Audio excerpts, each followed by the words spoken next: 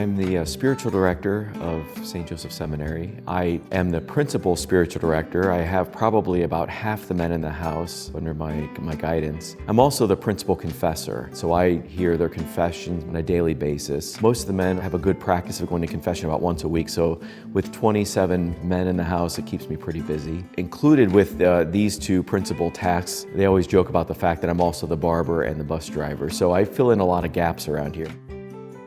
Spiritual direction is my principal work. It's one of the most important works that takes place in the seminary. Academically, you can take tests and you get a grade at the end of each semester. Not so much when it comes to the spiritual life. So it can be a very difficult task to help a man grow into a man of virtue.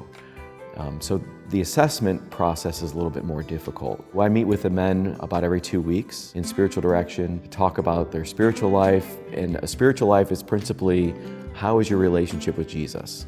You know, is it growing? How are you doing with prayer, which is our principal avenue of spiritual direction? How do I communicate with the Lord? How is my holy hour? Am I finding time throughout the day to pause, to give thanks to God, to spend time with Him? All of this taken into consideration.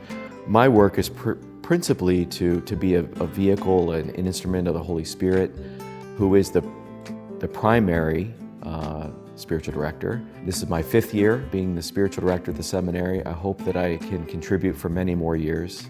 And it's been a tremendous blessing in my life as a priest. Besides being a mentor, a father, a pastor, all the other little things that are taken into account with that.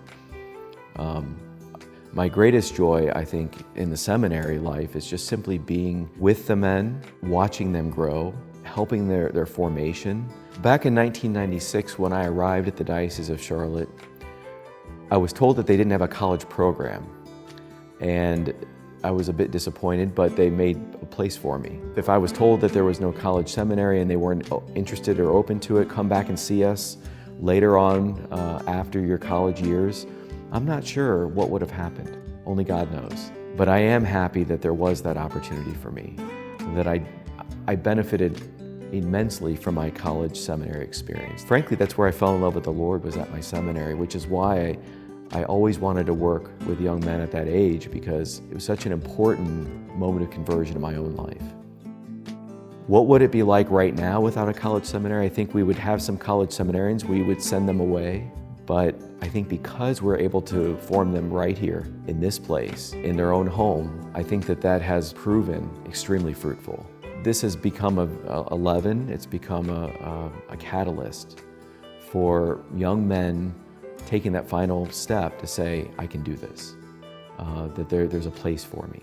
I myself have given an inside look into what the faithful have to look forward to. The hope that there is for them, I'm absolutely hopeful for what God has planned, what God has prepared, and what God is already doing here. You know, we often talk about the seminarians as future priests, as hope for the future, but it's already unfolding right before us. I've been given the eyes to see it, and really the blessing to be able to be a part of it in some small way. So there is tremendous light and hope. I think not just here, but what's going to take place in parishes over the next few years and all throughout the Diocese of Charlotte.